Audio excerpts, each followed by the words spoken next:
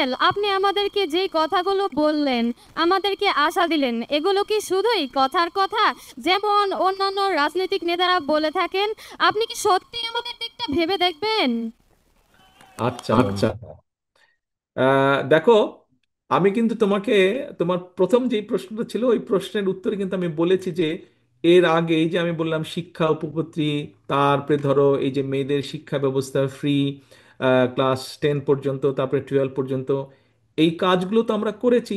তারপরে এই যে বাধ্যতামূলক প্রাথমিক শিক্ষা আইন যেটা, এই কাজগুলো তো আমরা করেছি আগে, তাই না?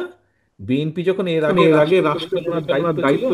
তুমি হয়তো তখন হওনি, কিন্তু তোমার আব্বু আম্মু তখন ছিলেন। তুমি আব্বু আম্মুকে জিজ্ঞেস করলে জানতে পারবে, তোমার টিচারদেরকে জিজ্ঞেস করলে তুমি জানতে পারবে যে বিএনপি যখন আগে দেশ পরিচালনার দায়িত্ব ছিল তখন বিএনপি কাজগুলো করেছে। এটা গেল 1 নম্বর।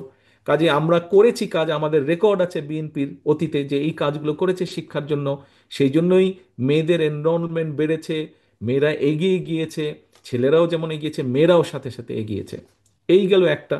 আর দ্বিতীয় বিষয় হচ্ছে, সামনে একটা নির্বাচন আছে, তুমি তোমার আব্বু আম্মুকে বলবে যে আঙ্কেলের সাথে আমার কথা হয়েছে, আঙ্কেল বলেছে, আঙ্কেল যে আঙ্কেলরা সরকার দায়িত্ব পেলে আঙ্কেল, তারেক আঙ্কেলরা এইভাবে এইভাবে আমাদের শিক্ষার ব্যবস্থা করবে। তারপরে তোমার আব্বু আম্মুকে তুমি চেষ্টা করবে, তোমার চাচা চাচি সবাইকে তুমি চেষ্টা করবে কনভিন্স করার জন্য যাতে ধানের শীষে ভোট দেয়। আর যদি আমরা না করি তাহলে পরের বার তুমি আর আমাদেরকে ভোট দিও না, হয়ে গেল। একবার ট্রাই করো। অসংখ্য ধন্যবাদ। ধন্যবাদ। ধন্যবাদ।